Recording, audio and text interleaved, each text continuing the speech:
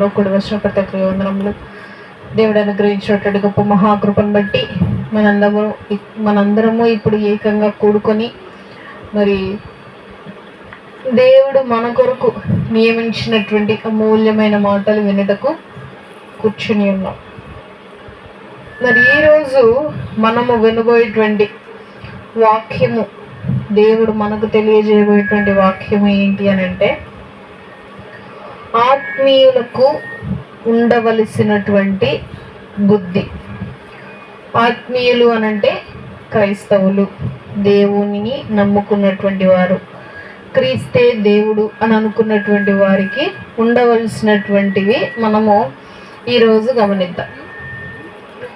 1 కొరింథీయులకు రాసిన పత్రిక 14వ అధ్యాయము 20వ వచనంలో పౌలు గారు, అపోస్తలుడు అయినటువంటి పౌలు గారు మనకు ఒక మాటను తెలియజేస్తూ ఉన్నారు. చూద్దాం.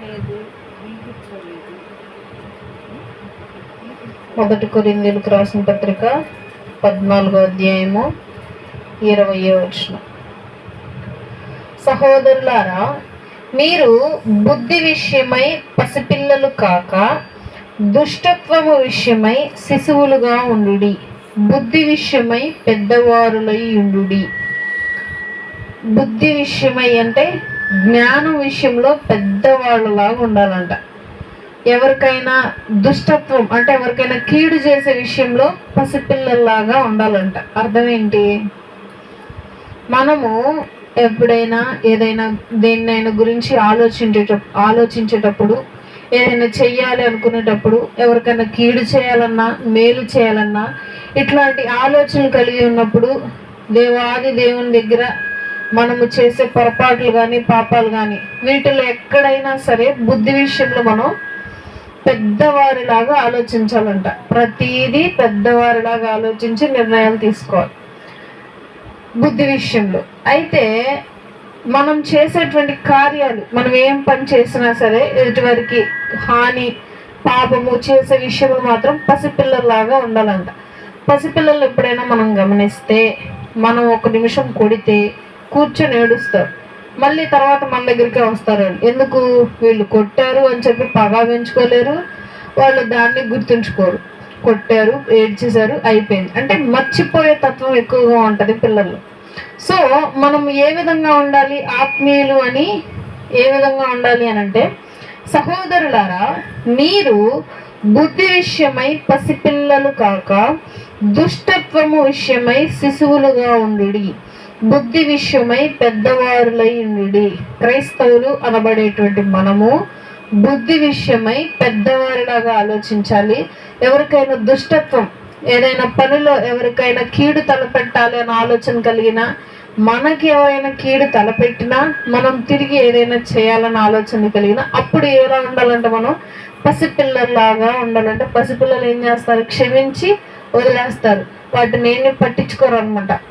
అట్లాంటి మనస్తత్వం కలిగి ఉండాలి అని చెప్పి ఆత్మీయులు తెలియజేస్తున్నారు.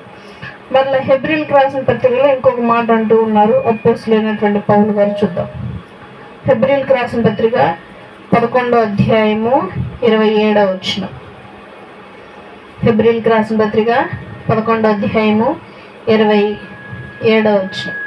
విశ్వాసమును బట్టి అతడు అదృశ్యుడైన వానిని చూచినట్లు స్థిరబుద్ధి గలవాడై రాజగృహమునకు భయపడక ఐగుప్తును విడిచిపోయిను.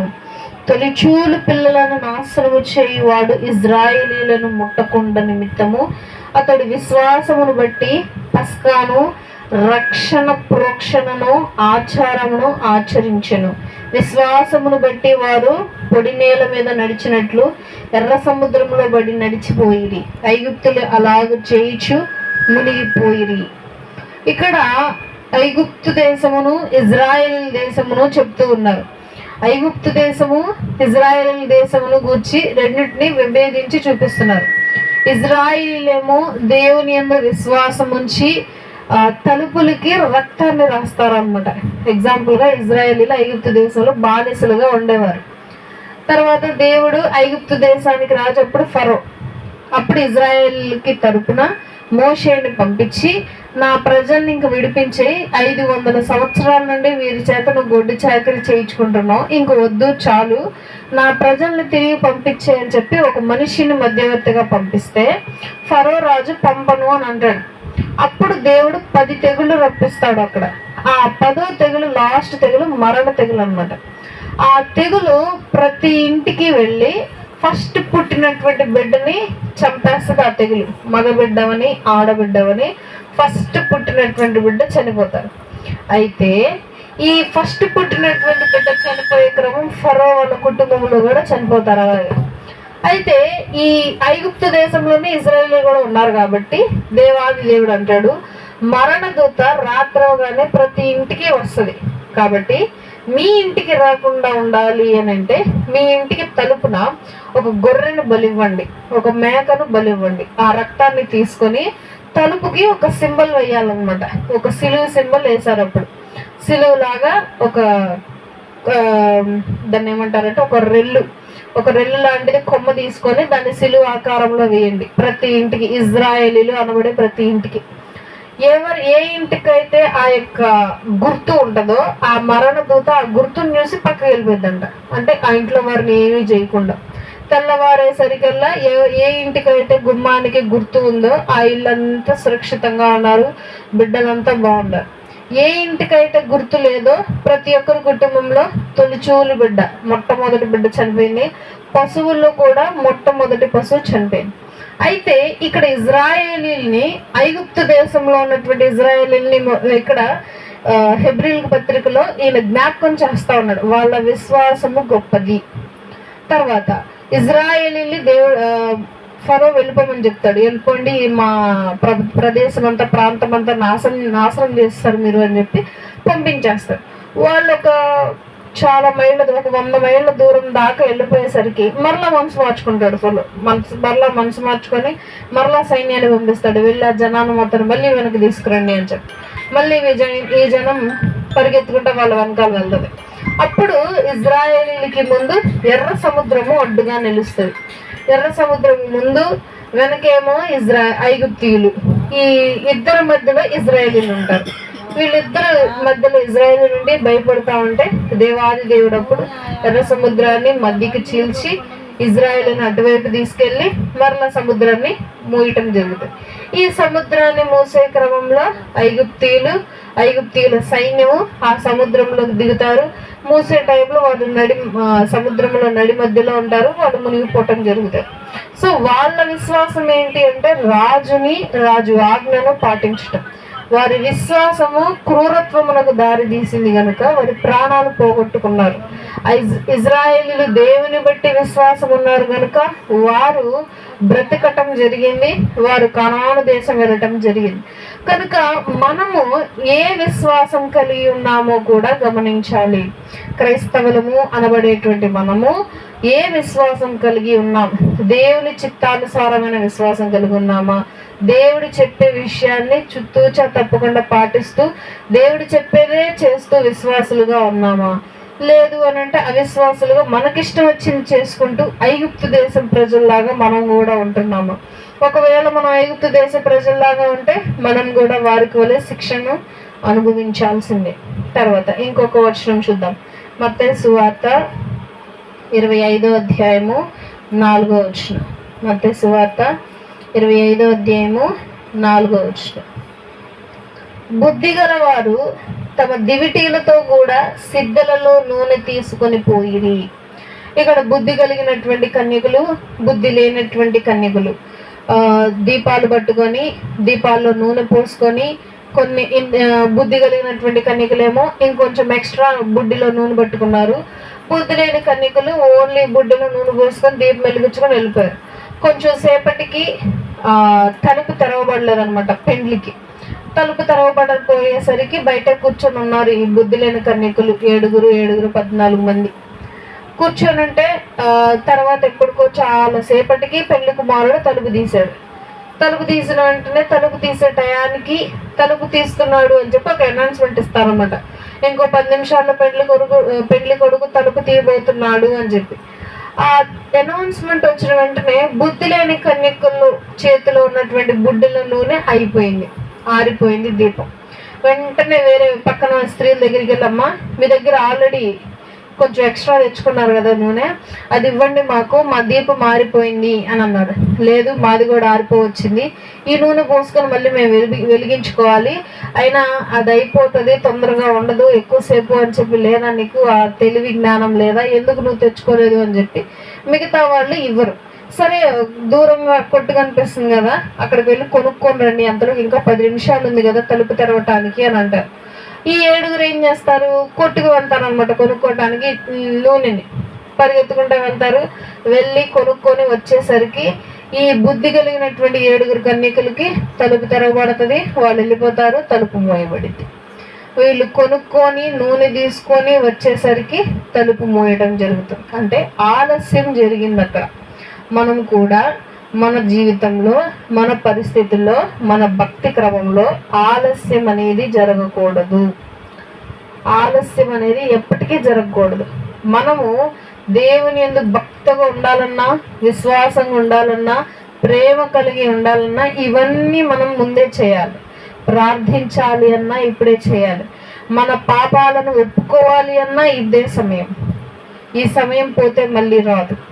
దేవాది దేవుడు ఈరోజు ఇప్పుడే రాడు, తర్వాత చూసుకుందాం అని అనుకోవటానికి లేదు. ఎప్పుడు వస్తాడో తెలియదు. దేవుడు దొంగ వలె వచ్చును అనుంది. ఆయన రాకడ దొంగ వలె వచ్చును. దొంగ ఏ విధంగా వచ్చినా మనకు తెలియదు కనుక ఆయన రాకడ కూడా హఠాత్తుగా వస్తుంది. ఆయన రాకడ కానీ వచ్చింది, మనందరము విడవబడ్డాము అని అంటే మనమందరము నరకంలోనికి అడుగు పెట్టిన వారం అయిపోతాం. కాబట్టి బుద్ధి కలిగినటువంటి కన్యకుల్లాగా మనము ఆలస్యము చేయకుండా ముందే ఎక్స్ట్రాగా మనం ఏం చేసుకోవాలి, నూనెను దగ్గర పెట్టుకోవాలి. అంటే ముందే ఎక్స్ట్రాగా మనం జ్ఞానము కలిగి, దేవుని యందు భయము భక్తి కలిగి, బాప్తిస్మం పొంది మనము జాగ్రత్తగా భక్తిలో నడుస్తూ ఉండాలి. తర్వాత ఇంకో వచనం చూద్దాం. లూకా సువార్త 12:42.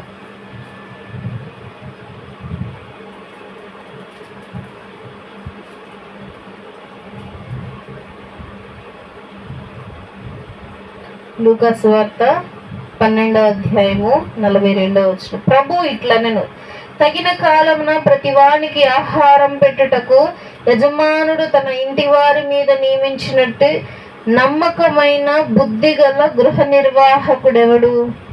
ఎవని ప్రభు వచ్చి వాడు అలాగు చేయకుండుట కనుగొనునో ఆ దాసుడు ధన్యుడు. అతడు తనకు కలిగి ఉన్నదంతటి మీద వాని నుంచునని నీకు నిజముగా చెప్పుచున్నాను.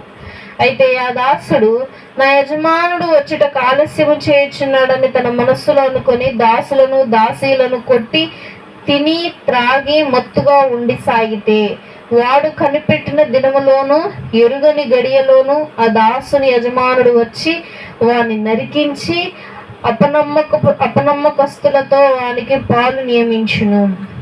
ఇక్కడ దాసుడు యజమానుడు గురించి చెప్తూ ఉన్నారు.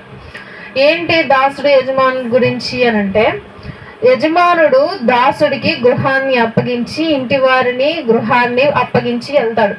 అంటే పెద్ద దాసుడు అనమాట. వెళ్తే ఈ దాసుడు ఏం చేయాలి, యజమానుడు వచ్చేదాకా ఆ దాసుడి కింద దాసులు ఉంటారు, పని వాళ్ళు. వారికి ఈ రోజు నువ్వు ఈ పని చేయాలి, ఈ రోజు నువ్వు ఈ పని చేయాలి, ఈ రోజు నువ్వు ఊడవాలి, ఈ రోజు నువ్వు తొడవాలి, ఇటువంటి పనులను అప్పగించి అందరూ బాగా చేస్తున్నారా లేదా అని చెప్పి గమనించి వారికి తగిన ఫలములు ఇస్తూ ఉండాలి దాసుడు. అలా ఒకవేళ యజమాని చెప్పినటువంటి పని దాసుడు చేస్తే, యజమాని తిరిగి వచ్చేసరికి దాసుడిని చూసి బలా నమ్మకమైన మంచి దాసుడా అని చెప్పి దాసుడికి మంచి బహుమతిని దేవుడు అనుగ్రహిస్తాడు.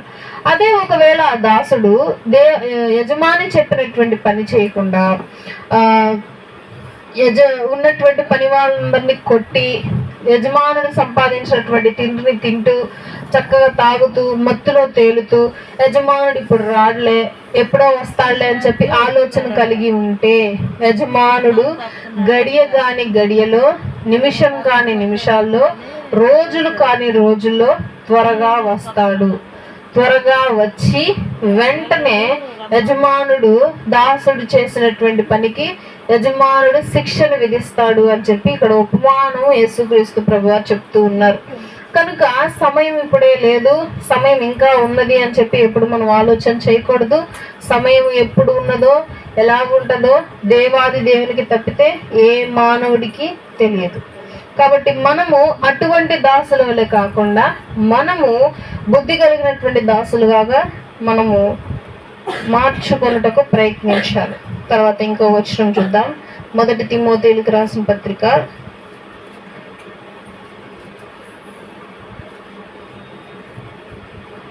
1 తిమోతేయులకు రాసిన పత్రిక 3వ అధ్యాయము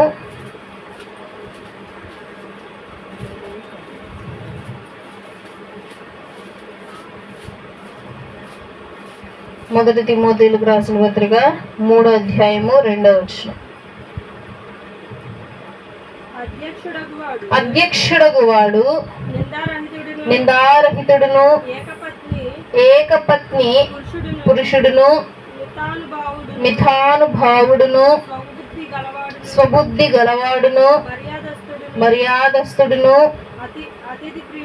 అతిథి ప్రియుడును బోధింప తగినవాడునై ఉండి మద్యపానియు కొట్టువాడును కాక సాత్వికుడును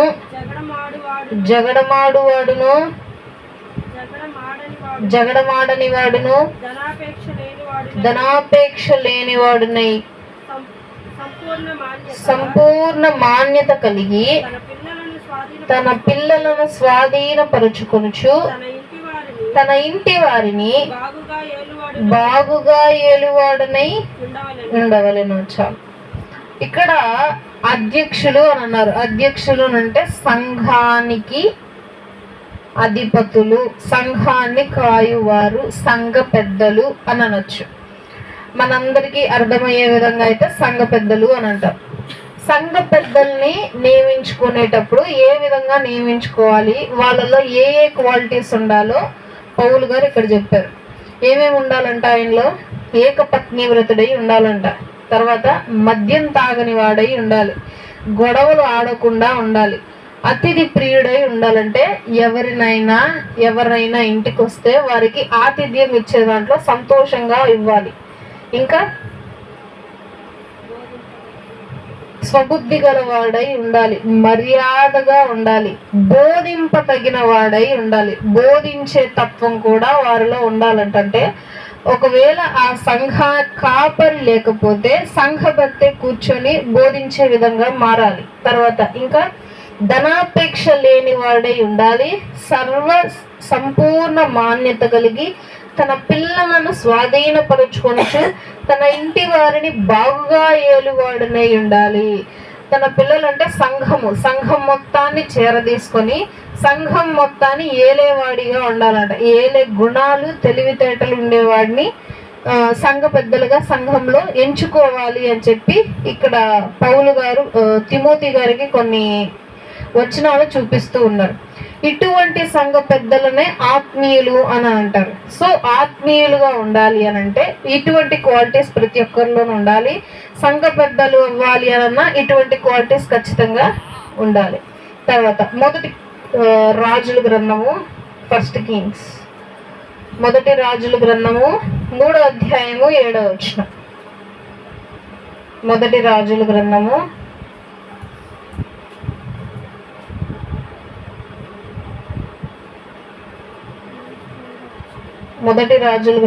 3వ అధ్యాయము 7వ వచనం.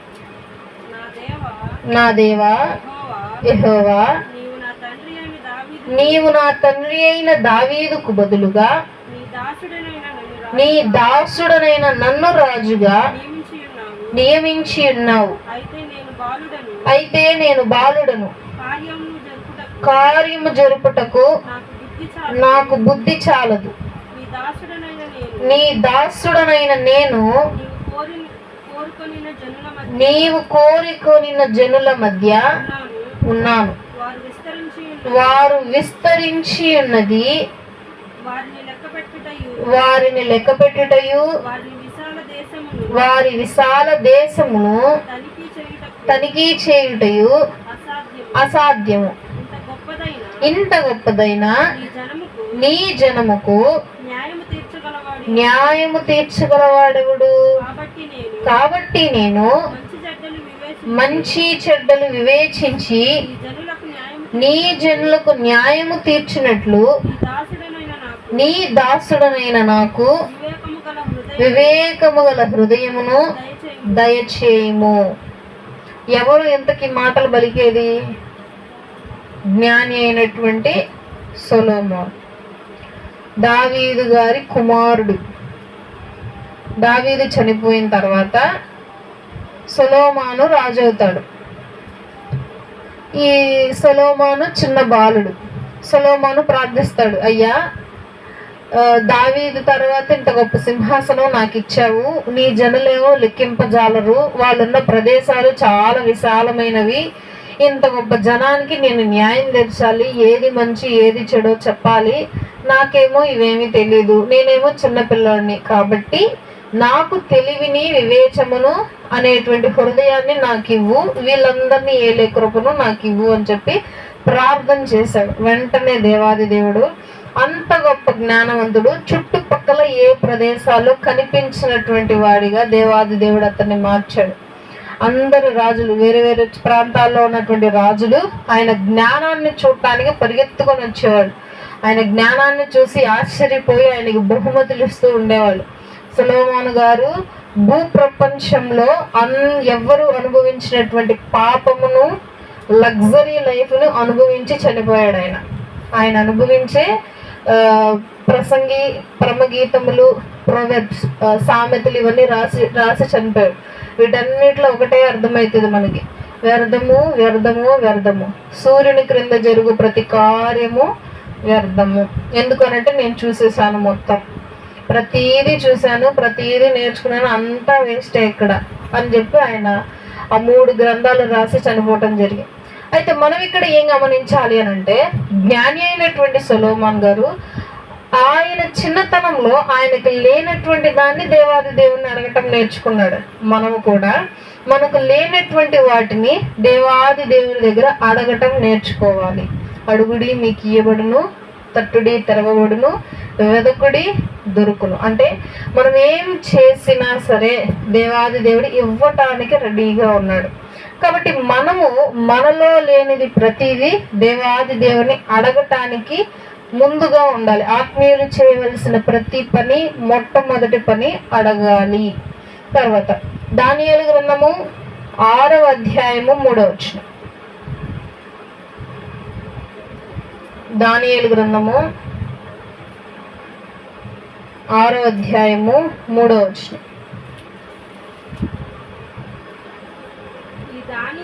ఈ దానియేలు అతి శ్రేష్టమైన బుద్ధి గలవాడై ప్రధానులలోను అధిపతులలోను ప్రఖ్యాతి నొంది ఉండెను గనుక రాజ్యమంతటి మీద అతని నియమింపవలనని రాజు ఉద్దేశించెను. ఇంకొక వచనం కిందకు వద్దాం. 12వ అధ్యాయం, దానియేలు గ్రంథము 12వ అధ్యాయం 3వ వచనం.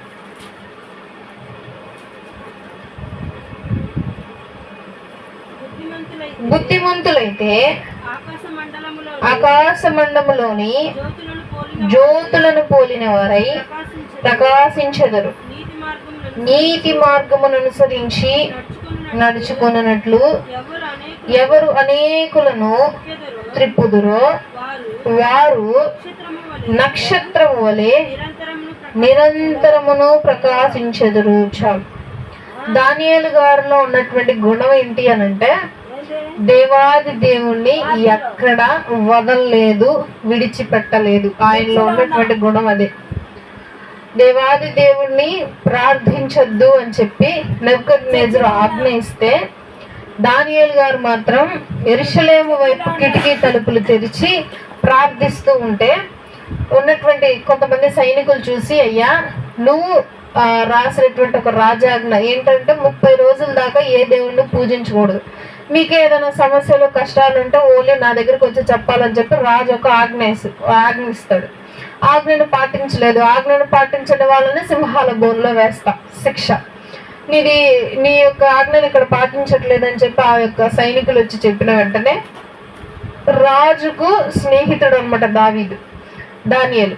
అయినా సరే దానియేలును తీసుకొచ్చి వాళ్ళు చెప్పింది నిజమేనా అంటే నిజమే అని ఒప్పుకున్నాడు ఆయన. వెంటనే రాత్రికి రాత్రే తీసుకువెళ్ళి సింహాల బోన్లో వేశాడంటే దేవాది దేవుడిని మాత్రం వదలటానికి ఇష్టపడలేదు. ఆయన ప్రాణాన్ని పణంగా పెట్టడానికి కూడా ఇష్టపడినటువంటి వ్యక్తి దానియేలు గారు. అది చూసినటువంటి దేవాది దేవుడు సింహాలు ముట్టను కూడా ముట్టనివ్వకుండా దేవాది దేవుడు కాపాడి తెల్లవారాక క్షేమంగా సురక్షితంగా సింహాల బోన్లో నుండి బయటకు తీసుకొచ్చాడు. వీళ్ళలో ఉన్నటువంటి గొప్ప గుణం అదే.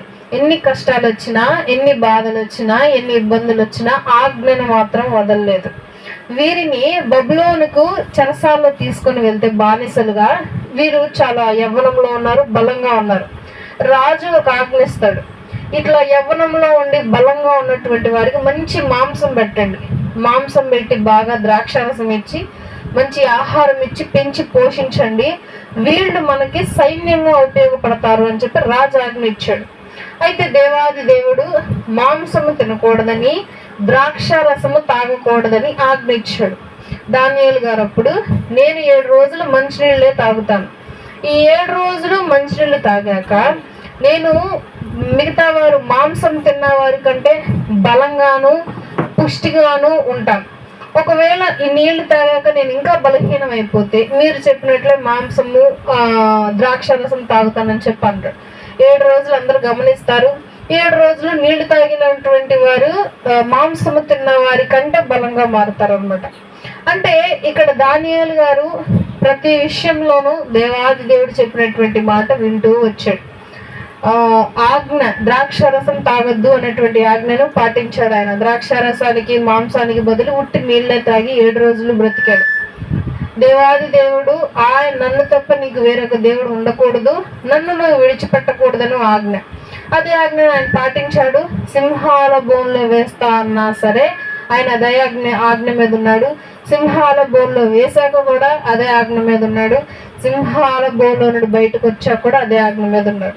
అంటే ఇటువంటి భక్తులు ఎలా ఉంటారంటే లోకంలో జ్యోతుల వలె వెలుగుతూ ఉంటారు. ఈ వచనం ఇంకోసారి చూద్దాం. 12వ అధ్యాయం 3వ వచనం.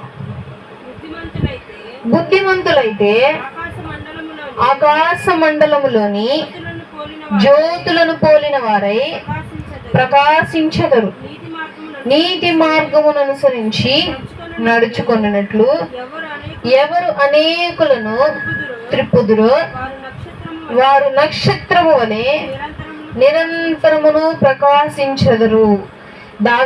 దానియేలు గారి యొక్క గొప్ప భక్తిని చూసి రాజుగారు కూడా దేవాది దేవుని స్తుతించటము, దేవాది దేవుని ప్రార్థించటం మొదలుపెట్టాడు.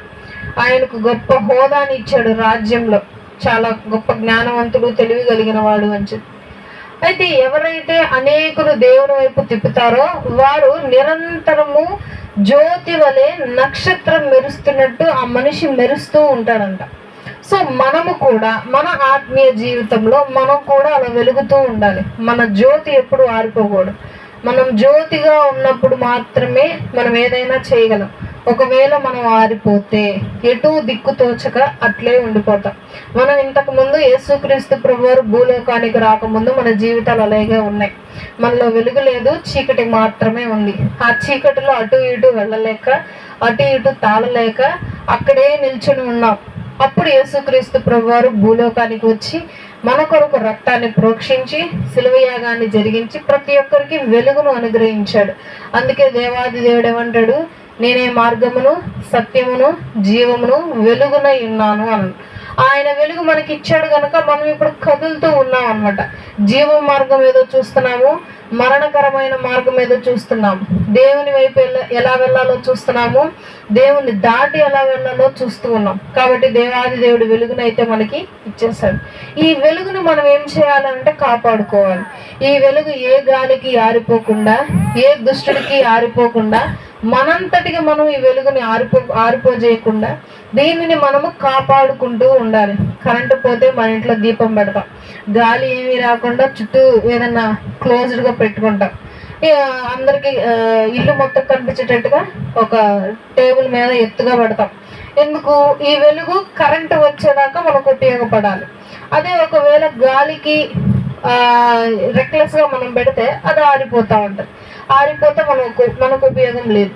ఇట్టి విధమైనటువంటి లోకానుసారమైన వెలుగునే మనం భద్రంగా చూసుకుంటున్నప్పుడు ఆత్మీయమైనటువంటి వెలుగు చాలా గొప్పది. ఈ ఆత్మీయమైనటువంటి వెలుగు మనం చనిపోయేంత వరకు వెలుగుతా ఉంటే ఈ ఈ ఇక్కడ చనిపోయినటువంటి ఆత్మ అంటే ఇక్కడ విడిచిపెట్టబడినటువంటి శరీరము మరలా మహిమ శరీరము ధరించుకొని ఇంకాస్త గొప్ప వెలుగుగా మారి పరలోకంలో మనం కూడా దేవాది దేవుని దగ్గర కూర్చోగలుగుతాం. మనలో ఉన్నటువంటి జ్యోతి ఎదుటివారికి కనపరిచే విధంగా ఉంటది. కానీ మనము చనిపోయాక పరలోకానికి వెళ్ళాక మనకంటూ ఒక శరీరాన్ని ఇస్తాడు. ఇటువంటి శరీరం కాదు, అదొక మర్మమైన శరీరము, అమూల్యమైన శరీరం ఇస్తాడు. ఆ శరీరంతో దేవాది దేవుడిని ఏ విధంగా అయితే మనం ఇప్పుడు చూడలేకపోతున్నామో ఆ విధమైనటువంటి వెలుగు మనకు కూడా వస్తుంది. తర్వాత ఆ విధంగా మనం కూడా జ్యోతుల వలె వెలుగుతూ ఉంటాం పరలోకంలో. కాబట్టి ఆత్మీయమైనటువంటి మనలో ఉండాల్సినటువంటి ముఖ్యమైన విషయాలు దేవాది దేవుడు ఈరోజు మనకు తెలియజేస్తూ ఉన్నాడు. మనకున్నటువంటి వెలుగుని ఎప్పుడు ఆర్పవు చేయకూడదు. దేవాది దేవుడు ఒక వచనంలో చెప్తూ ఉంటాడు, ఆత్మను ఆర్పకుడి. సో ఆత్మకి వెలుగు ఉంది. ఆత్మను ఆర్పే వారికి శ్రమే, చేసుకునే వారికి శ్రమే. ఎవరైనా ఆత్మను ఆర్పితే వారి మీద పాపము అనేటువంటి ముద్ర. ఒకవేళ మనమే మన ఆత్మను ఆర్పుకుంటే మనం పాపం చేసిన వారం అవుతాం. దేవాది దేవుడు ఈ ముఖ్యమైన మాటలు మనకు తెలియజేస్తూ ఉన్నాడు. మరలా మత్తయి సువార్తలో చెప్పాడు, యజమానుడు దాసులకు అప్పగించినటువంటి పని చేయాల్సిందే. ఒకవేళ యజమానుడు దాసులకు అప్పగించినటువంటి పని చేయకుండా వారికి ఇష్టం వచ్చినట్టు విధంగా యజమానునికి విరుద్ధంగా పని చేస్తే యజమానుడు వచ్చి ఖచ్చితంగా వారిని శిక్షిస్తాడు. అదే విధంగా దేవాది దేవుడు యజమానుడై ఉన్నాడు, దాసులము మనమై ఉన్నాం. యజమానుడి త్వరలో రాబోతున్నాడు. మనం కనుక యజమానుడు చెప్పినటువంటి ఈ ముఖ్యమైన మాటలు, గ్రంథంలో రాసినటువంటి మాటలు చేయకపోతే యజమానుడు వచ్చి మనల్ని శిక్షించడం ఖాయమని చెప్పి కూడా ఉపమాన రూపంలో చెప్తూ ఉన్నాడు. ఇలాగే రాజుల గ్రంథంలో చూసుకున్నాం. మనం ఇందాక రాజుల గ్రంథంలో ఏం చూసాము? సౌలు గారు, జ్ఞాని అయినటువంటి సౌలు గారు, సొలొమోను గారు, ఆయన బాలుడై ఉన్నప్పుడు తనకు రాజ్యం అప్పగింపబడింది. ఆ రాజ్యమును ఏ విధంగా కాపాడాలి, ఏ విధంగా ఆ రాజ్యాన్ని ముందుకు తీసుకెళ్ళాలి, ఒకవేళ గొడవలు అయితే ఏది మంచి ఏది చెడో ఏ విధంగా నిర్ణయించాలి, ఏ విధమైనటువంటి తీర్పు ఇవ్వాలని చెప్పి జ్ఞానం లేనటువంటి వాడుగా ఉన్నాడు. అప్పుడు ఏమీ తోచని సమయాన, దిక్కు తోచని సమయాన ఎవరిని అడిగాడు? మోకరించి దేవాది దేవుని అడుగుతూ ఉన్నాడు. నీ ప్రజలను కాపాడే జ్ఞానం నాకు లేదు, నీ ప్రజల్ని కాచే బుద్ధి నాకు లేదు, ఇంత గొప్ప జన సమూహాన్ని నాకు ఇచ్చావు, నేను ఎలా కాపాడాలి? కాబట్టి నువ్వు నాకు తెలివిని, జ్ఞానమును, బుద్ధిని అనుగ్రహిస్తే నీవు ఇచ్చినటువంటి బుద్ధి ప్రకారం నేను ఈ జనాన్ని కాపాడుతాను, ఏలటం ఆరంభిస్తాను, రాజుగా ఉంటాను. అప్పుడు దేవాది దేవుడు జ్ఞానాన్ని ఇవ్వటం జరుగుతుంది. అది ఎటువంటి జ్ఞానం? అమూల్యమైనటువంటి జ్ఞానం. ఆ జ్ఞానం లేదు, చుట్టుపక్కల అటువంటి జ్ఞానవంతులు ఎవరూ లేరు. అంత గొప్ప జ్ఞానాన్ని దేవుడు రాజుకు అనుగ్రహించాడు. కాబట్టి మనలో ఉండాల్సినటువంటి చాలా గుణాలు దేవాది దేవుడు చూపిస్తూనే ఉన్నాడు. ఇట్టి గుణాలు ఉంటేనే మనము పరలోక రాజ్యానికి అర్హులం అవుతాము. ఇట్టి గుణాలు లేకపోతే దేవాది దేవుడు మనలను తిరస్కరించటం జరుగుతుంది. అందరి తలలు వంచి కళ్ళు మూసుకొని ప్రార్థన చేసుకుందాం. ఒకవేళ మనలో ఇటువంటి గుణాలు ఏమైనా మిస్ అయ్యాయా, ఈ గుణం ఏమైనా మనలో లేదో, ఈ గుణాలన్నీ మనం కలిగి ఉన్నామో లేదో ఒకసారి ఆలోచించేద్దాం. పరిశుద్ధాత్మ సహవాసం